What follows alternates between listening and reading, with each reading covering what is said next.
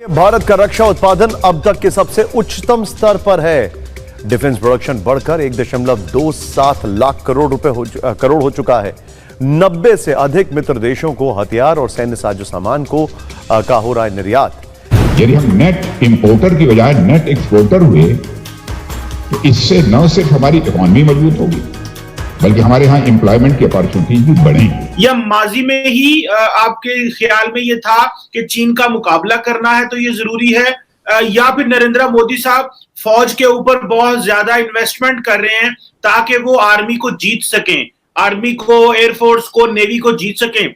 आपकी नजर में what is so much important to invest on the military hardware sir? ये कहते हैं साहब 1.44 लाख करोड़ 17.5 बिलियन, क्या इतना पैसा खर्च करने की जरूरत है? इसका लॉजिक क्या है? दोस्तों लॉजिक बड़ा सिंपल है यार इसका।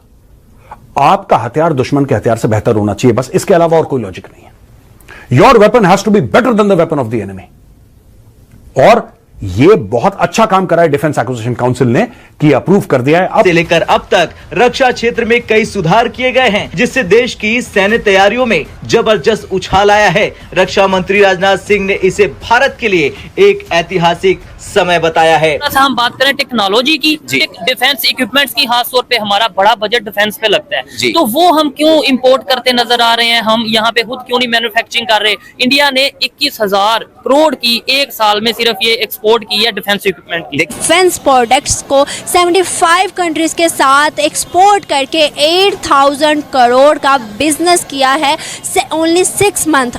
एक कितनी बड़ी अचीवमेंट है इंडिया के लिए, और इंडिया की डिफेंस सेक्टर में और भी बूस्ट आया, उसकी इकोनॉमी में बूस्ट आया। 2023-24 में भारत ने 1.27 लाख करोड़ रुपए का रक्षा प्रोडक्शन किया है और 90 से अधिक देशों को सैन्य उपकरण एक्सपोर्ट किया है। ये आंकड़ा मेक इन इंडिया कार्यक्रम की 10वीं वर्षगांठ के अवसर पर आया है। क्या कहना चाहेंगे? इतनी ज्यादा वो मैन्युफैक्चरिंग कर रहे हैं और 80 से ज्यादा कंट्रीज को वो अपने वो डिफेंस इक्विपमेंट्स दे रहे हैं, क्या वजह है? इकट्ठे ही हम स्टार्ट हमने किया, हमने भी यहाँ पे डिफेंस पे काफी बजट लगाते हैं, हम तो कहते हैं कि डिफेंस हमारा बड़ा जबरदस्त है, हम क्यों नहीं खुद मैन्युफैक्चरिंग कर पाते और फिर उसे एक्सपोर्ट कर पाते उस तरीके से, उस लेवल पे?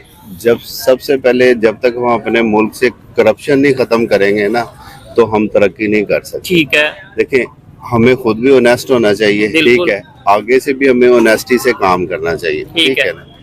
और देखें वो कौमें तरक्की करती हैं, वो कौमें कामयाब होती हैं जो मेहनत करती हैं और ईमानदारी से वो मेहनत करती हैं, ठीक है। देखें ये तो मतलब इंडिया के ऊपर है कि इंडिया ने मतलब अगर हम देखा जाए तो मैं उसको एज आ एनिमी कंट्री अगर ना लूँ, जैसे कंट्री लूँ, तो लोगों ने काफ़ी काम किया इस चीज़ के ऊपर। तो मतलब कि टेक्नोलॉजीज़ के अंदर उन्होंने अपनी काफ़ी ज़्यादा रिसर्च किया है। मैं पर्सनली मेडिकल स्टूडेंट हूँ, बायोटेक्नोलॉजी का स्टूडेंट हूँ। हम रिसर्च पेपर रोज़ पढ़ते हैं और आधे से ज़्यादा रिसर्च पेपर आपको इंडियन साइंटिस्ट के ही मिलते हैं। अगर आप इस तरफ से जाएं, इसी तरह आप उस तरफ चले जाएं कि इंजीनियरिंग बेसिकली ये चीज़ आ जाती है डिफेंस के अंदर, तो वो इसी तरह उसके अंदर भी इसी तरह काम कर रहे हैं। तो ऑब्वियसली उनकी एक्सपोर्ट जो है वो बढ़ना बनती है, जिस तरह उन्होंने मैन्युफैक्चर वगैरह किया है। और मेरा ख्याल में 1.2 billion world second most populated country होने के बावजूद जिस तरह से वो काम कर रहे हैं तो काफ़ी अच्छा है, काफ़ी अच्छा काम कर रहे हैं वो लोग। बिल्कुल इंडिया तो एक फास्टेस्ट जो है ना इकोनॉमिकली वो ग्रो कर रही है पूरी साउथ एशिया में, तो इसमें कोई दो राय नहीं है कि इंडिया का जो डिफेंस बजट भी उनका ज़्यादा है और वो ख़ुद भी एक्सपोर्ट करते हैं। तो इसके रीज़न ये है कि उनका अगर इकोनॉमिक स्टेटस को देखा जाए तो काफ़ी तेज़ी से बूस्ट अप कर रही है। इसके पीछे काफ़ी वजूहत है। एक तो ये कि उन्होंने अपनी आईटी को इतना स्ट्रॉन्ग रखा है कि उनकी टेक्नोलॉजी बहुत तेज़ी से वो ग्रो अप हो रही है, ठीक है। उधर से वो क्या कर रहे हैं, उनकी आप देखो तो टॉप उनमें भी CEO जो है वो इंडिया के ही है मोस्टली। आप जितने भी आपके सोशल मीडिया प्लेटफॉर्म्स है वहाँ पे, तो कहने का मतलब ये है कि उनका IT और इकोनॉमी दोनों एक साथ है, ठीक है, और वो तेज़ी से ग्रो अप कर रहे हैं।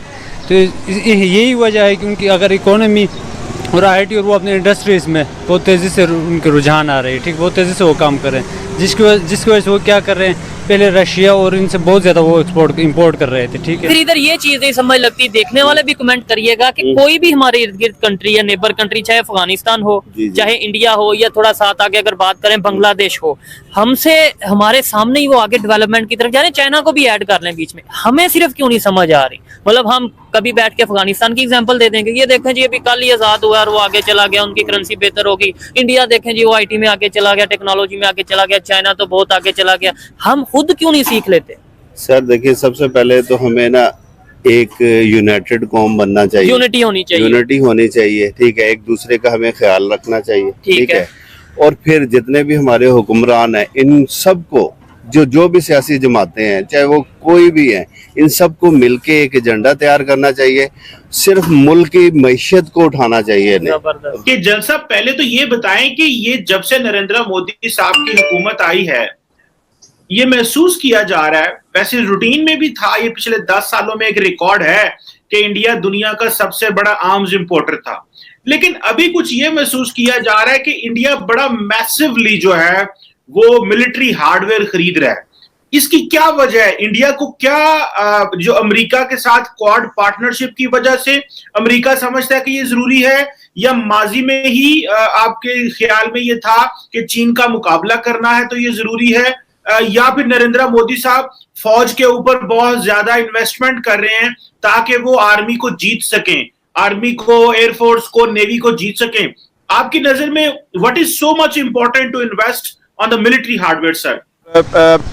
अगर देखा जाए कंपैरेटिवली तो इंडिया एक बहुत बड़ा मुल्क है एज़ कम्पेयर टू पाकिस्तान, और उसकी इकानमी भी देखी जाए तो पाकिस्तान से बहुत ज़्यादा है, और अगर पॉपुलेशन के हवाले से भी स्टैटिस्टिक्स देखे जाएँ तो वो भी बहुत ज़्यादा है।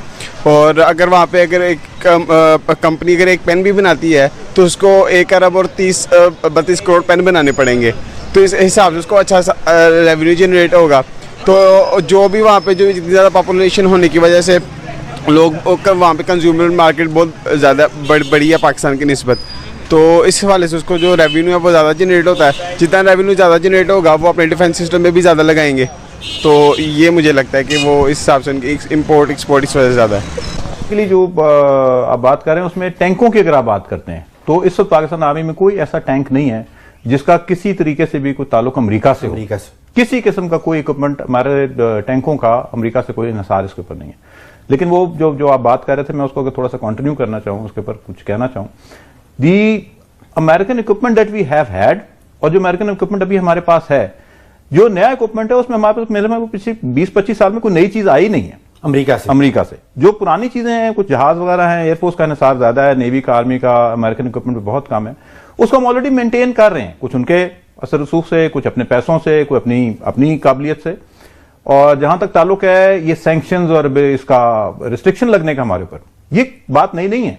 अभी तो सिर्फ हमारी उन्होंने एड बंद करने की बात की है, पैसे बंद करने की बात की है, लेकिन इससे पहले हम पे 2-3 किस्म के amendments, glance amendment, Pressler amendment, brown amendment लग चुकी हैं और बहुत बुरे हालात में से हम गुजर चुके हैं।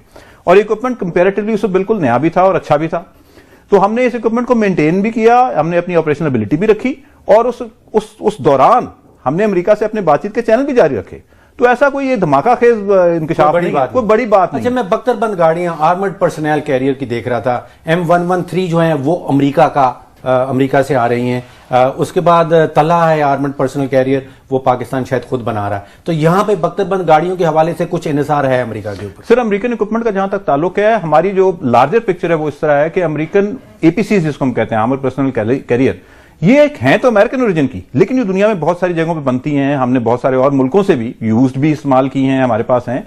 तो सिर्फ इन्हिसार, अगर आप पैसे देने वाले हैं तो इनके तमाम चीजों के स्पेयर्स, इन तमाम चीजों की जो बैकअप है वो दुनिया में अवेलेबल है। कोई ऐसी कोई अनहोनी चीज नहीं है। जिस बख्तरबंद गाड़ी की आप बात कर रहे हैं, 1113A1, ये कोई 30-35 साल पुरानी गाड़ी है, कोई नई चीज नहीं है।